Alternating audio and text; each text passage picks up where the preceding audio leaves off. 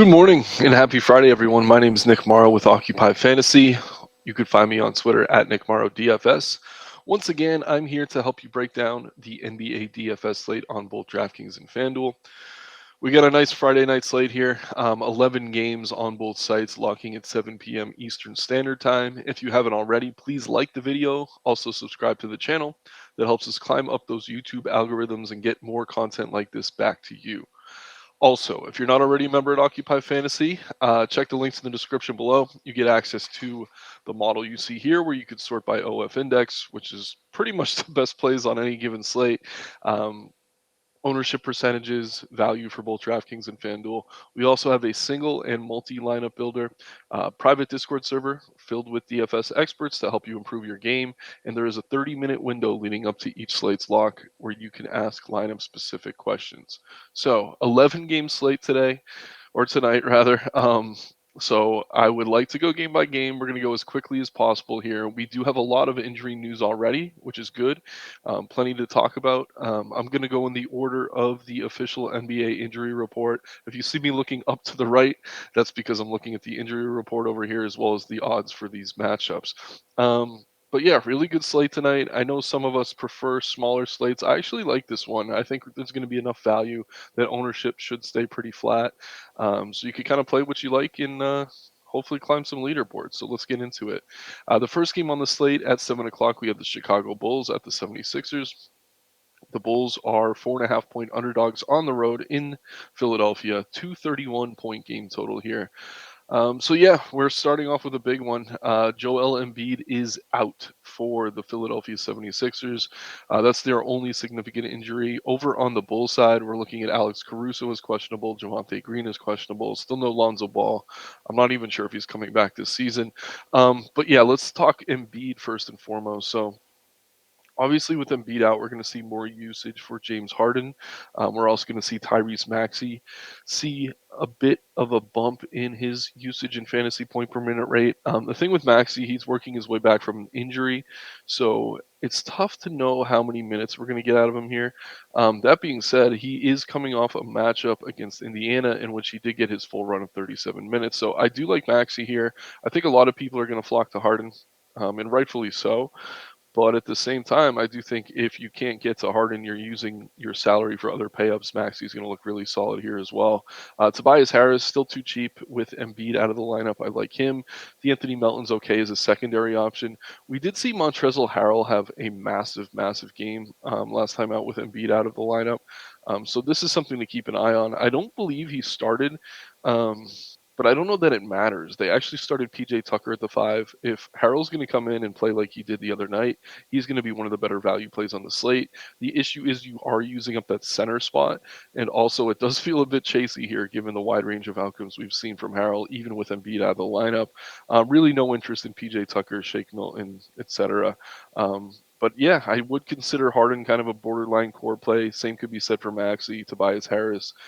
They all look excellent here. Then over on the Chicago side, I mean, if Caruso's out, that would create more minutes for Kobe White and Dunsumu. I don't know that we have to force either of them in here.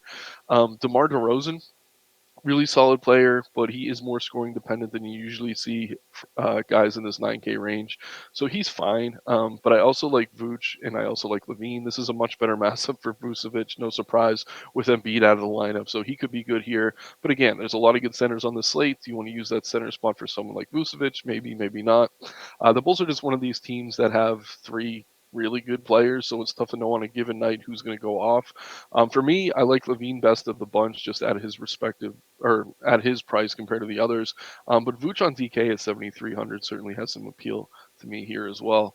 But yeah, it really is going to be a lot of Philadelphia 76ers in my lineups tonight. I really like Maxey, really, really like Harden, and Tobias Harris is probably going to go a little bit overlooked, and he's a solid play here as well. So we can move into the next game on the slate now. We have the Portland Trail Blazers at the Indiana Pacers. The Pacers are 1.5-point favorites at home. Another very high game total here. We're looking at a 237. So let's talk to the injury report. On the Pacers side, nothing major. Isaiah Jackson is questionable. On the Blazers side, Jeremy Grant is questionable. Nurkic is probable. Justice Winslow is out. So let's just start with the Pacers quickly. No major injuries, so they're healthy. Halliburton's always a good guard play. I don't think we have to prioritize him or anything tonight. I do like Miles Turner, but again, lots of good centers. Don't think he's a priority. Buddy Hield looks really good. I think he's probably my favorite pacer just because he's a small forward and it's one of the thinner positions on the slate. Um, but yeah, kind of scoring dependent, a little bit of a boomer bust type option, but those are really the only plays I'm considering for Indiana. Again, they're a healthy team on an 11 game slate with a lot of teams who aren't healthy. So they're all kind of priced where they should be. With such a high game total, I could see one of them going off. But it's tough to really call any pacer a priority as things stand. Over on the Portland side, if Jeremy Grant's out, that should create more opportunity for someone like Josh Hart. Drew Eubanks could slide in the starting lineup even alongside Nurkic, which could be interesting. Excuse me, but if Grant is in, then I'm really just interested in Lillard and Nurk. Nurk just feels a little bit too cheap, sub 7K on both sides. Damian Lillard, obviously an extremely talented guard, only 9,100 on FanDuel compared to the other top guard options. He's coming in at a bit of a discount, so you see his ownership reflecting that there at 17%. I think he's a good play. But yeah, I mean, keep an eye on that Jeremy Grant news. If he's out, that starting lineup could get a little bit interesting. But as things stand, I think it would really just be a boost to Josh Hart and Nurk probably seeing a bit more usage in that front court. So for me, as things stand, it's Dame. I do like Grant if he's in, but it's really tough to call anything a priority here, even with the very high game total. Again, this is a pretty healthy team on a slate with some teams that are banged up, like those 76ers we just talked about. So we can move now into the 7:30 window. Next game on the slate, we have the Brooklyn Nets at the New Orleans Pelicans. The Nets are 4-point favorites on the road in New Orleans. Certainly some injury news here on the Pelican side, but I'll start with the Nets. Day'Ron Sharpe is out. TJ Warren's questionable. Nothing really major. On the Pelican side, we have Brandon Ingram out and Zion Williamson out, which means once again we're going to be looking to CJ McCollum. I was really tooting his horn last time going into that slate. He did not have the best game. He was okay, got close to value. But I'm happy to go right back to the well here. We're seeing him 12 and 14% or 19% owned respectively between the two sites. Just a great matchup. Brooklyn's defense hasn't been terrible, but they do play very fast and they do allow a lot of points to guard. So I like McCollum here. I like Joval here as well. I think he's a solid play. Um, Larry Nance is questionable. If Nance is out, I'd feel better about going to Jonas Valanciunas, so keep an eye on that. If Nance is in, I think one or the other is probably going to go off, but it's tricky because if Joval gets in foul trouble, we'll see games where Nance gets most of the run in the second half. So it's a little bit of a tricky situation, but I do like centers against the Nets, so I could see going to Joval in tournaments, like him even more if Nance is out of the lineup. But CJ is really the priority here, and I'm going to go back to him on both sites. I think people are going to be a bit turned off by that last performance, which wasn't even that terrible. Um, I'll have plenty of CJ. Najee Marshall looks good. He's better on FanDuel at 4,800. Herb Jones is fine. Trey Murphy. All three of these wings, Marshall, Herb Jones, Murphy, all good plays. None you have to force, but I certainly think they're all in consideration. If we don't get more value throughout the day, I could see them being pretty popular, especially Najee Marshall. On the net side, with who was it? Someone's questionable. TJ Warren. If Warren's out, I mean that's maybe a slight boost to someone like Royce O'Neal or Seth Curry. They're both fine. It's just really tough to get these secondary Nets options right on a given night. Claxton 5,900 on DK looks good to me. I don't mind Durant on either site. Kyrie feels a bit too cheap on both sites. It is a good matchup, especially with Zion and Ingram out. So yeah, get some Kyrie, get some Durant, but there are a lot of good payups on the slate. I don't think that either are priorities. So moving into the next game on the slate, we have the New York Knicks at the Toronto Raptors. The Knicks are 3.5 point underdogs on the road in Toronto, just a 218.5 point total. So this game total is much lower than the rest of the games we've talked about so far. But that doesn't mean maybe we can't find some value. On the Knicks side, RJ Barrett's still out. That's really the one piece of injury news. Emmanuel Quickly's been seeing the extra run with Barrett out. He's been really solid. His price has come down a bit. I think they overinflated it last time. But now that we're getting him at 6,300 on DK, 6,700 on FanDuel, I do like quickly. He's certainly in play. Jalen Brunson here, sub 8K on both sites, does feel a little bit too cheap for his upside. I think he's a good option. And then Julius Randle's prices come up now. He's over 10K on both sites. I'd like him here, but in a low total game against a pretty good defense, I'm really not rushing to get to him. But he's certainly in play. The one guy I'll also mention is Quentin Grimes. He's playing 36 or so minutes per night. I mean, anytime you can get a guy playing those kinds of minutes at very, very low ownership, he certainly has some upside, but nothing we need to prioritize on the Knicks side.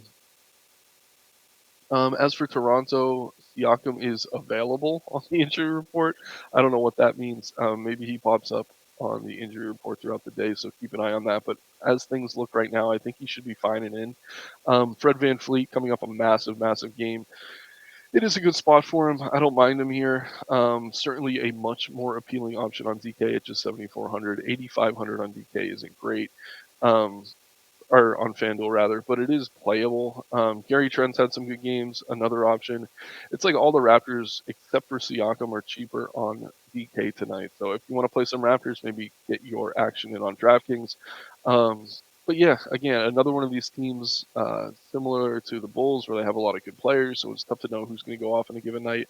Siakam's having an awesome year, but he is expensive.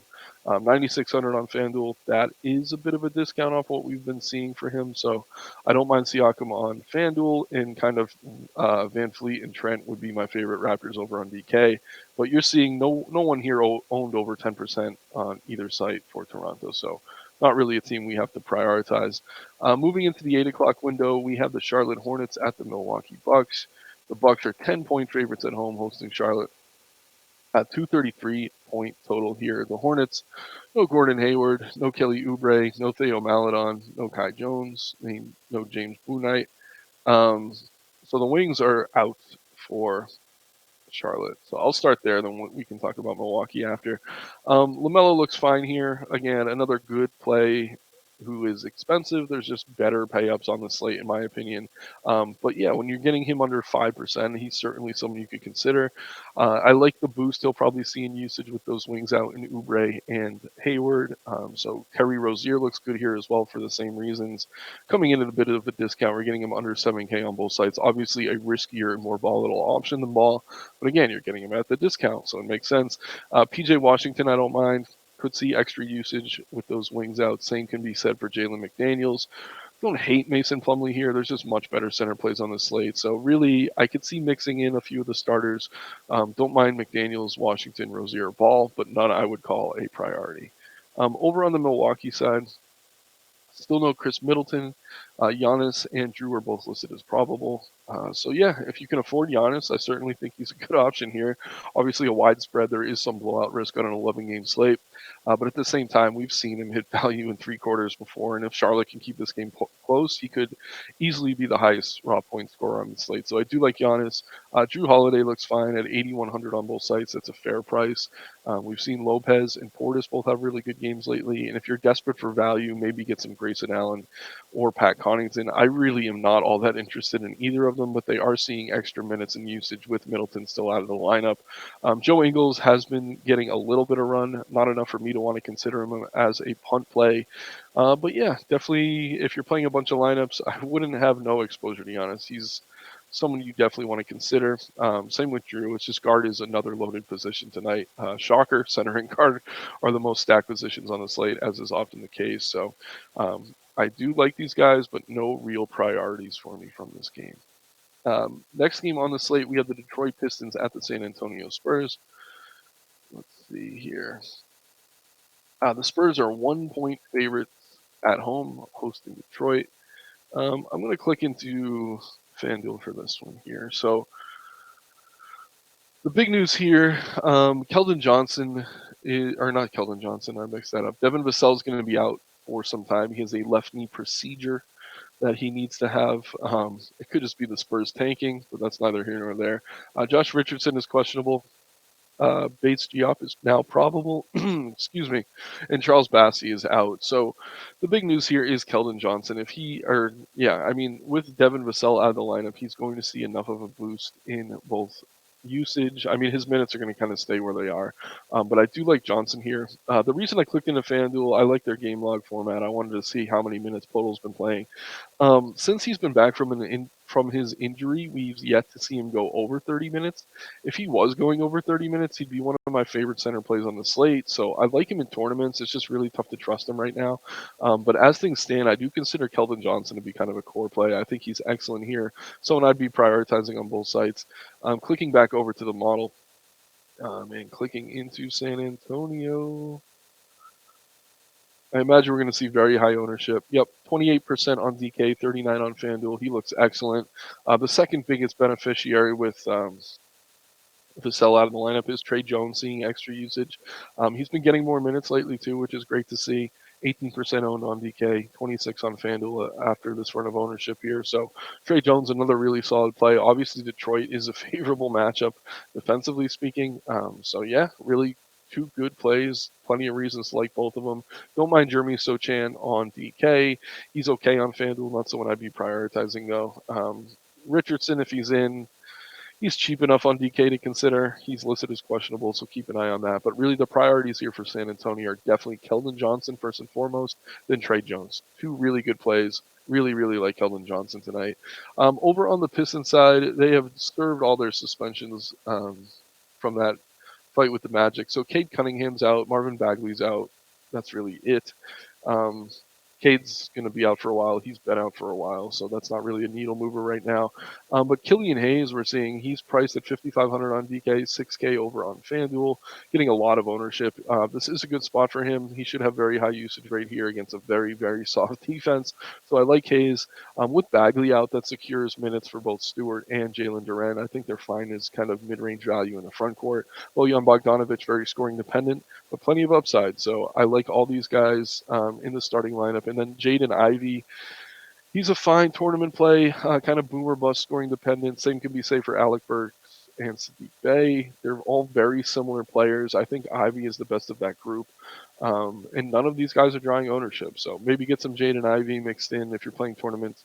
Definitely has upside sub 6K at just 1 or 2% on both sites. But for me, I do like Killian Hayes. He's probably the priority here.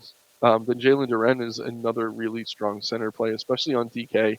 Definitely better on DK at 4,900 compared to 5,900 on FanDuel, where you do have to use only one center on FanDuel.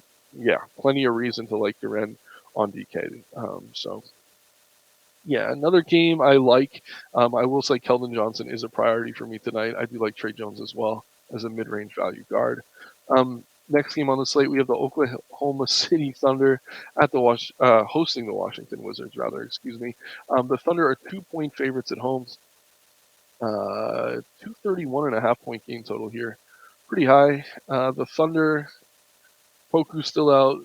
Robinson Earl's still out. Then a bunch of kind of secondary G League guys that are hurt or ill. Over on the Wizards, though, we have no Bradley Beal still. He's already been listed out. So let's start with the Thunder. The Thunder have been known to kind of rule guys out late in the day, so definitely keep an eye on their injury report. We've seen SGA scratched right before lock a few times. So if he's out, I mean, Giddey, Dort, Williams will all look excellent. But as things stand, I think the only guy I'm really prioritizing here would be SGA. Another solid guard play on both sites. It's just there are a ton of good guard plays on both sites, but I don't mind him.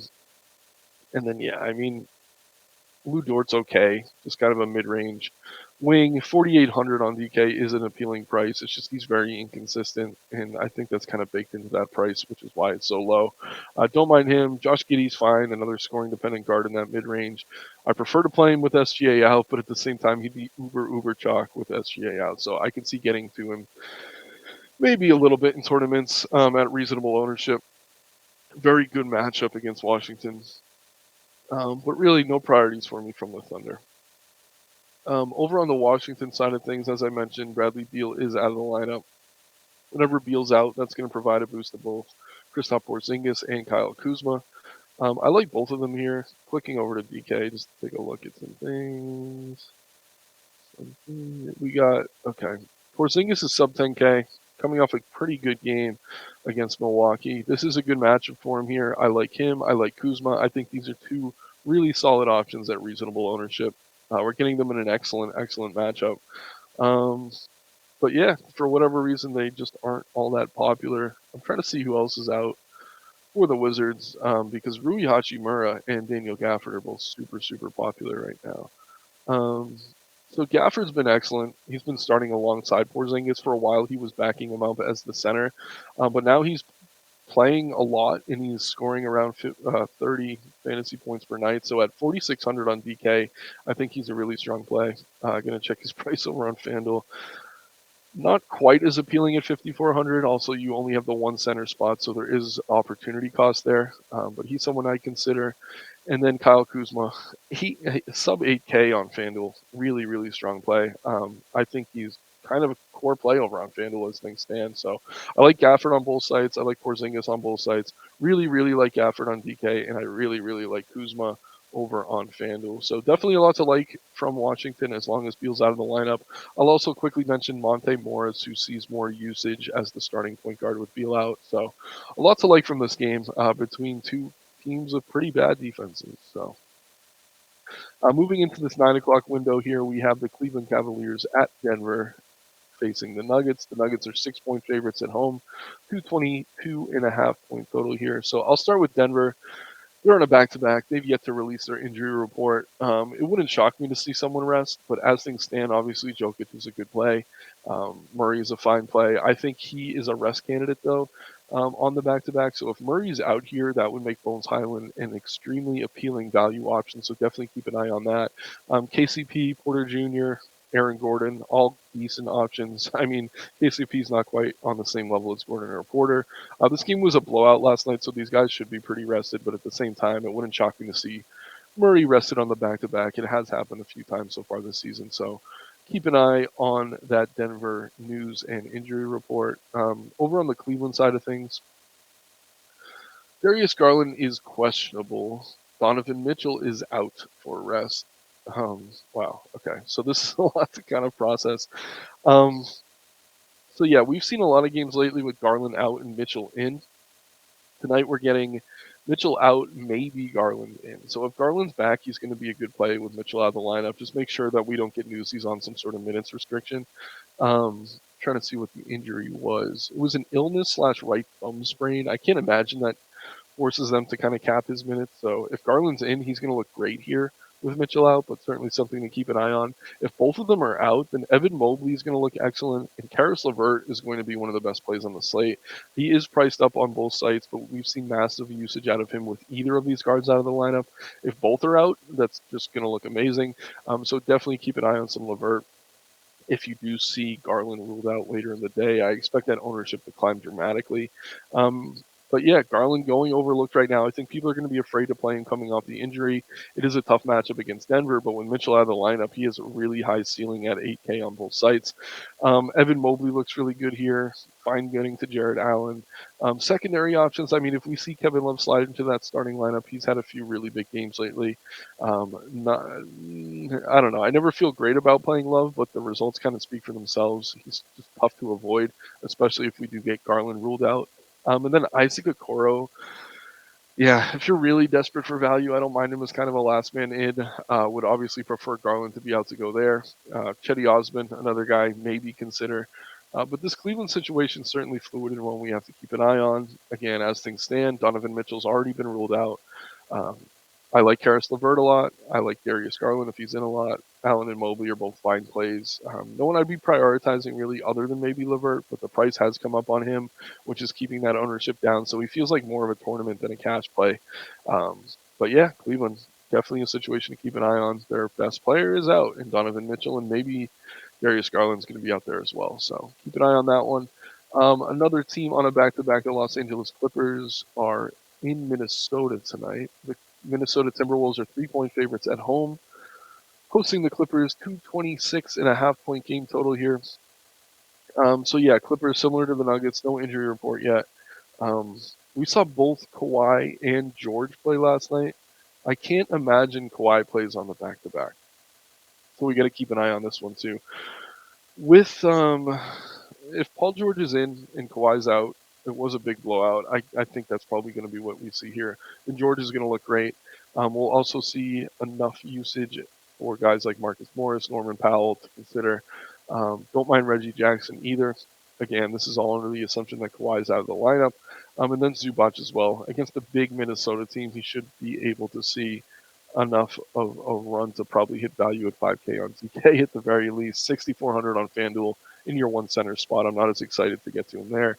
If we do see Paul George ruled out as well, which wouldn't be the most shocking thing in the world, then any starter for the Clippers is going to look really good. We could see guys like Terrence Mann, Luke Kennard become extremely appealing options. So another fluid situation we have to keep an eye on. But as things stand, I do really like Paul George a lot, assuming Kawhi is out of the lineup. Marcus Morris, Reggie Jackson, Norman Powell, all decent secondary options. All would look a lot better if George was ruled out. So keep an eye on that one. On the Timberwolves side, we have Karl Anthony Towns still out. No Jordan McLaughlin. Naz Reid is questionable. Let me quickly hop over here. So yeah, Gobert's fine as long as Cat's out of the lineup. He hasn't consistently been showing a very high ceiling, but I mean he has it in him, so I don't mind him here.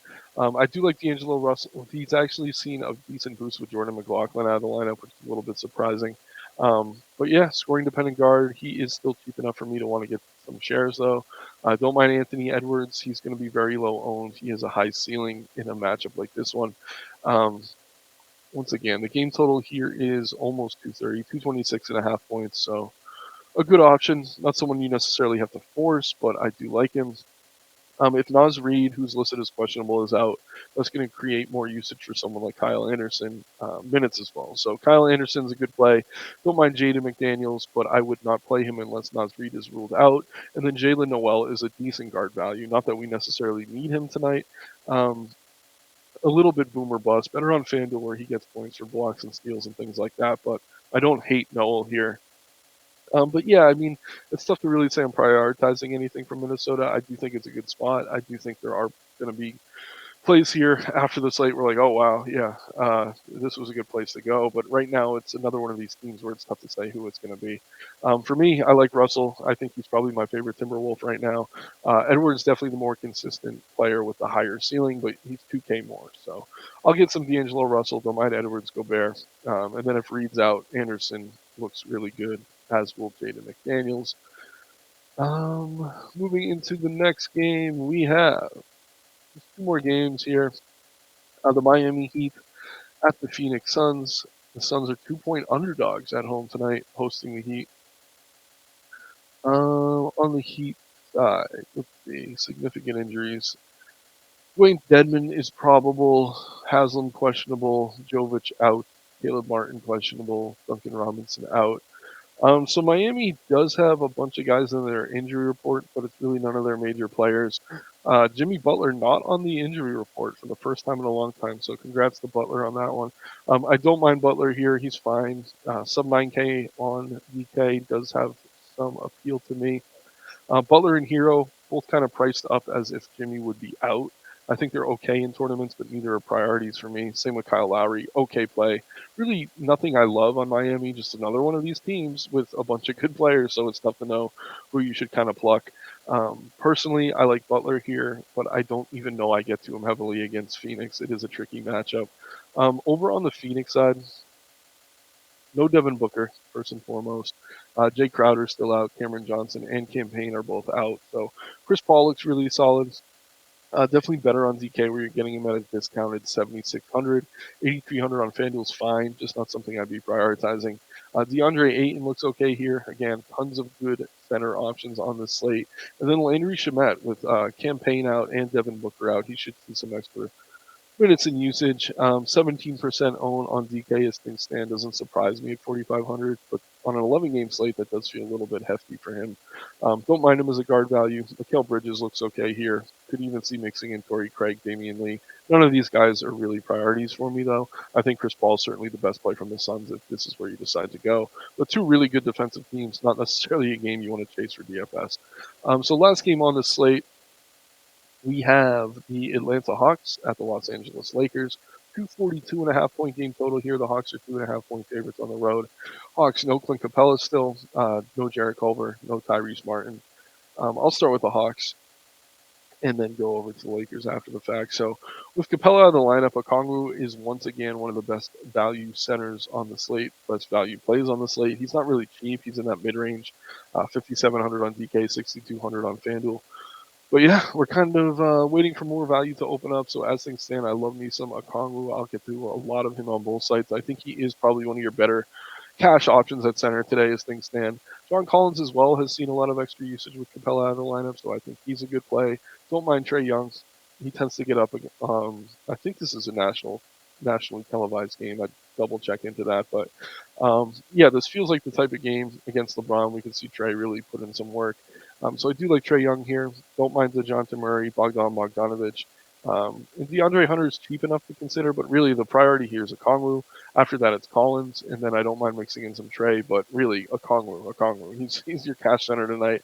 I like him a lot as things stand. So yeah, over on the Lakers side, we have some major news here as well. Um, Troy Brown is questionable. AD is still out. But Austin Reeves is also out, as is Lonnie Walker. So most of the guys that actually take up usage outside of LeBron are out for this game. LeBron's one of my favorite payups on the slate tonight. He's very expensive on FanDuel, north of 11K, but I do like him a lot here.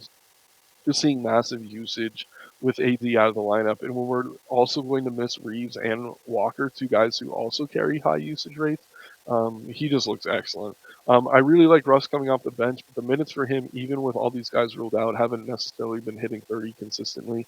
So he's a little bit riskier, but he's still sub 10% owned on both sides, so I don't mind getting to him. Dennis Schroeder is going to look good here. He should see enough usage. To probably hit value on both sides. We're seeing him north of 5K now, which is reasonable in this matchup. Don't mind him. Thomas Bryant, he's probably a logical CPP pivot off of Okongwu at center with AD out of the lineup. He looks really good here. But yeah, LeBron's your priority. I like Russ as well. Schroeder looks good. Don't mind Beverly on DK. But yeah, really get some LeBron in your lives tonight. So thanks everyone for going through game by game with me. I'll quickly take a look at just the model as a whole. If we're sorting by index, we're actually seeing LeBron pop higher than Giannis and Jokic, which is surprising to me. But at the same time, I mean, you guys know how much I like him here. I think he's a really strong play. If you can fit him, get him in. I mean, the reason I don't think Giannis is more popular is there is some blowout risk against Charlotte. On an 11-game slate, you can kind of pick and choose your spots. But at the same time, I mean, it's just such a good matchup that it wouldn't shock me if he broke the slate. So Jokic looks good. He always does. It is a back-to-back for the Nuggets, but they did blow out the Clippers, so he should be fine here. SGA, another good play. James Harden with Embiid out, going to be a priority for me. I do really like Kuzma and Porzingis with Bradley Beal out of the lineup. And then CJ McCollum with Zion and Ingram out for the Pels. Those are my favorite pay-up options. Sorting quickly by value. First, we'll do DK. We're seeing Dennis Schroeder pop towards the top, no surprise. Daniel Gafford, who we talked about, been really solid lately, starting for the Wizards. Beal out of the lineup provides more usage. Shamet popping. I mean, there's a lot of guards out for the Suns tonight, but that one feels a little bit dicey to me. I really, really do like Okongwu, though. I imagine we're seeing similar value over on FanDuel. Yep, Schroeder, Gafford. As things stand right now, I'd say they're your two better value plays on the slate. I mean, Okongwu, if you call him a value play at 6K or in that range, sure. But yeah, those are three cash core plays for me as things stand. And yeah, the ownership kind of reflects that. We're seeing Keldon Johnson really popular on both sites, another guy I'd get into lineups. So once again, my name is Nick Marro. Really appreciate you tuning in today. We got a fun 11-game slate tonight. You can follow me on Twitter at Nick Marro DFS. Please like the video, subscribe to the channel, join Occupy Fantasy today. Check the links in the description below. Let's have some fun tonight and make some money. Thanks, everyone. Have a good one.